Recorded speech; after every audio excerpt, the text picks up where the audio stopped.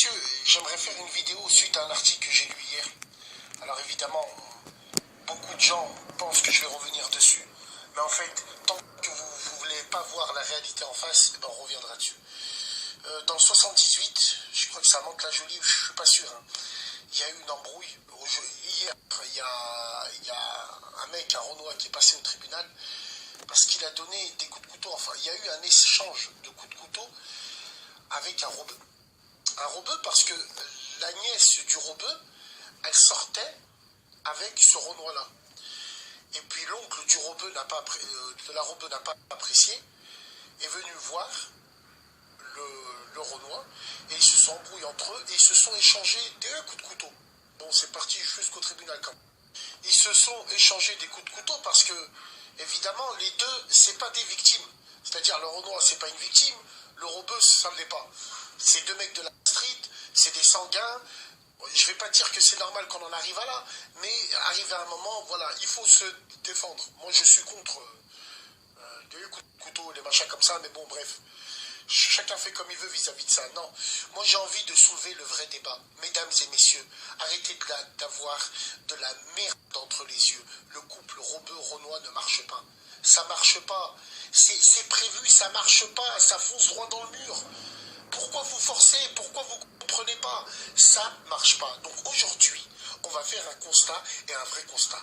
Alors oui, que ça soit pour les Renois ou que ça soit pour les rebeux, les familles préfèrent vous voir avec des blancs que de vous voir avec des rebeux si t'es une Renois ou que de voir avec un Renois si t'es une rebeu. Wallah, c'est une pure réalité. Certes, nous sommes africains, mais il y a toujours eu de la friction.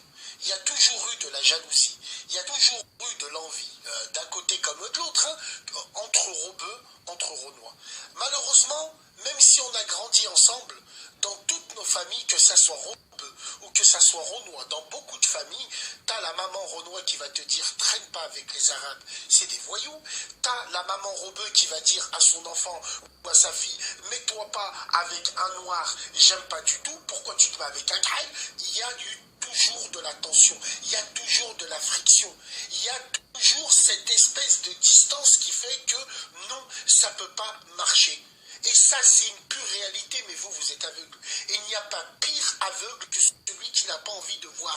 Vous connaissez la réalité, vous savez ce qui se passe, mais vous fermez les yeux, vous préférez être dans le haram.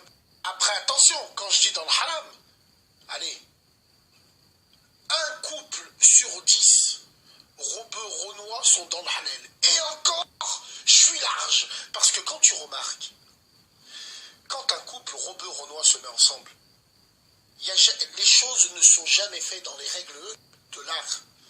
Les choses ne sont jamais faites bien comme il faut. Que ça soit des deux parties, que ça soit les parents des deux parties, rebeux ou renois, le cœur n'y est pas. Obligé, il y a des parents des deux côtés où ça coince, le cœur n'y est pas. Et comment on fait pour en arriver à là? On force les choses, on fugue de la maison, on se marie avec le Renois bissif, de force. Évidemment, le jour du mariage, il manque la moitié de la famille, et ça je l'ai vu. Chakallah la que ça je l'ai vu.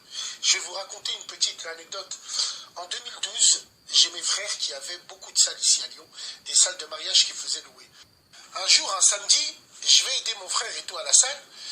Je monte dans son bureau. Et moi, en ce temps-là, j'étais pas dans le délire. J'étais pas dans le délire internet. J'étais pas dans...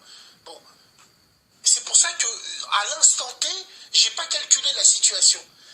Si cette situation arrive aujourd'hui, mais wallahi, Adim, je vous fais un reportage en direct live. Je vous fais comme CBS News. Yeah, hi, je suis en direct du... Mon frère au bureau, il avait une glace sans teint qui avait vu sur toute la salle. Et à un moment, je regarde et tout, et je vois que c'était une Tunisienne qui se mariait avec un Renoir. Wallahi l'Adim, wallah, ou l'youm saïm, l'youm comme tous les jours, alhamdoulilah. C'était pas un mariage, c'était un enterrement. Il y avait très très peu de monde. La famille du Renoir, il n'y avait qu'une personne qui le représentait. La famille de la Tunisienne, il n'y avait aucun homme presque. Aucun homme. Oui, mesdames et messieurs, un enterrement, il n'y avait aucun homme. Aucun homme de la famille. Et quand on m'a dit le nom de famille de cette fille-là, dans ma tête, ça fait utile parce que c'est une grande famille. Bref. Simplement pour vous dire une chose, fallait voir le spectacle, l'enterrement. La femme, évidemment, elle était entourée de toutes ses copines, les putes, les régés, là, les sidaïques, là. Elle était enterrée de toutes ses copines, les putes, là, à côté. Ouais, elles étaient contentes et tout le reste. Mais pour vous dire, quoi, ça marche pas. Ça colle pas. Et ça, depuis la nuit des temps, ça a toujours été comme ça. Que ça soit du côté rebeu, que ça soit du côté renois. Bon, à part sauf à Paris. À Paris, là-bas, quand il y a des mariages rebeu-renois, c'est pas grave.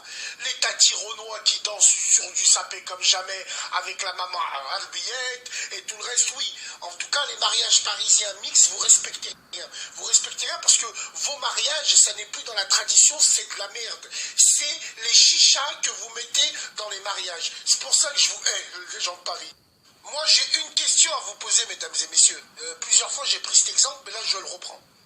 On va prendre un exemple de couple mixte entre Aminata, la fille renois, qui est mariée à Rachid, un maghrébin. Moi, j'ai une question à vous poser.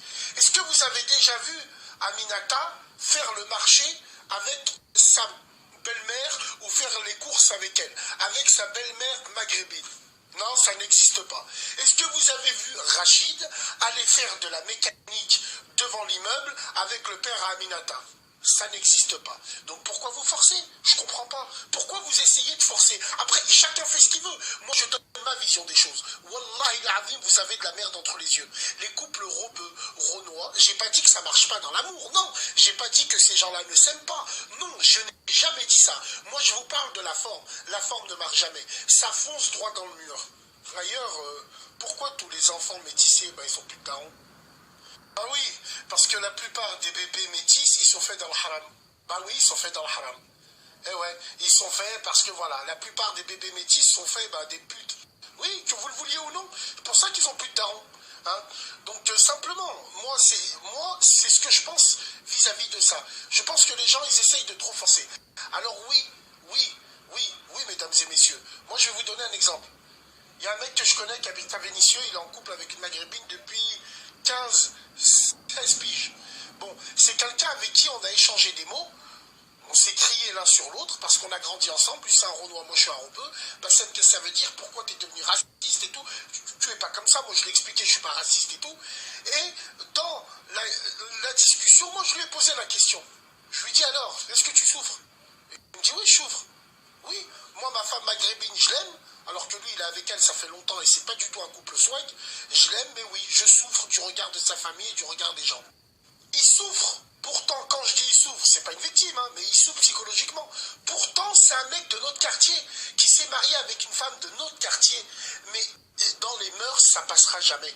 Il me dit, bien sûr, je sais, Bassem, que quand j'ai le dos tourné, sa propre famille m'insulte de Khail. Alors que Khail, c'est pas une insulte, ça veut dire noir.